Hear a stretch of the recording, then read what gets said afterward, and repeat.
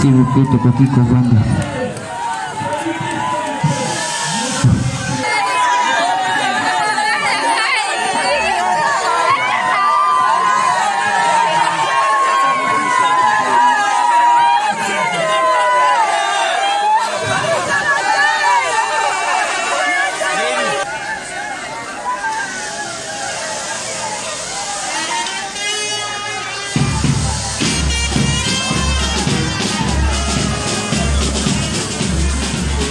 De poser la question en route.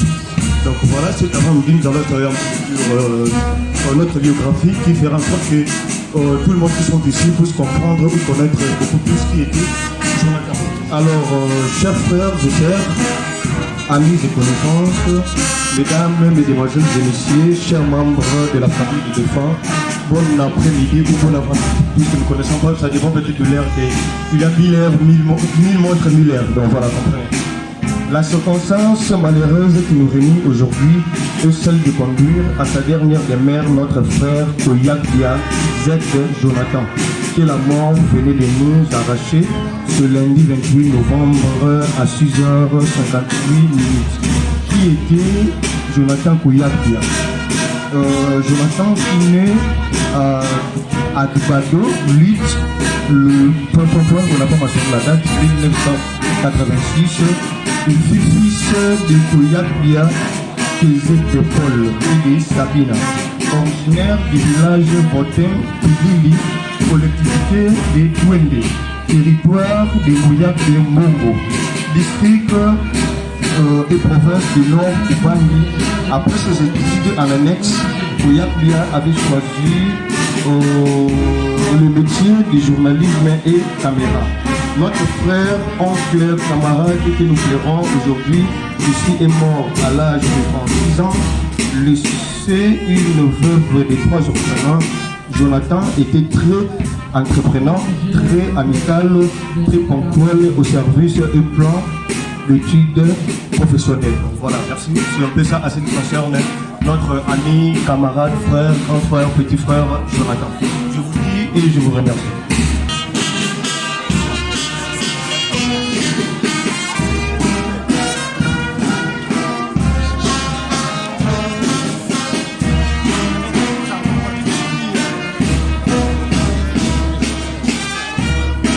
Mesdames et messieurs, en vos qualités et titres respectifs, nous voici réunis en ce lieu, en ce jour de deuil, pour rendre un vivant hommage à notre collègue de service, Jonathan Koyakia, une mort véritablement foudroyante vient d'enlever l'affection des siens. Toujours là, fidèle à son poste, souriant, tourné vers les autres, à l'écoute, assidu au service, exécutant ses tâches avec une grande conscience professionnelle.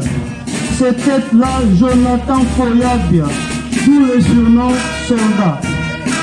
Son sens du travail, bien fait, lui a permis d'avoir toujours la confiance des premiers responsables et de ses collègues. Nous avons partagé tant de joies et tant de peines. Il a juste promis de nous prévenir de son départ, de nous dire combien il serait difficile de lui dire adieu et l'accompagner dans son dernier voyage. La mort nous a ravi Jonathan Koyabia brusquement, en pleine force de l'âge.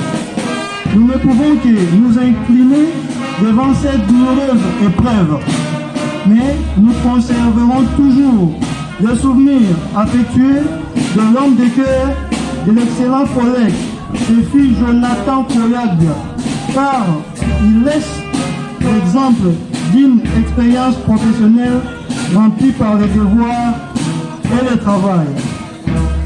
Les mots ne seront pas toujours suffisants pour exprimer une douleur. Il rendait ces moments rares et douloureux. Comment oublier un collègue dévoué, assidu au travail, exécutant ses tâches avec une grande conscience professionnelle, toujours prêt à rendre service avec sa moto qui lui facilitait les déplacements. Jonathan Koyabia laisse un vide immense et d'unanime regret à CBS. L'ensemble des collègues est sans voix et abattu. Et c'est un temps Koyabia. Adieu soldat, CBS ne t'oubliera jamais. Je vous remercie. Nous allons commencer d'abord.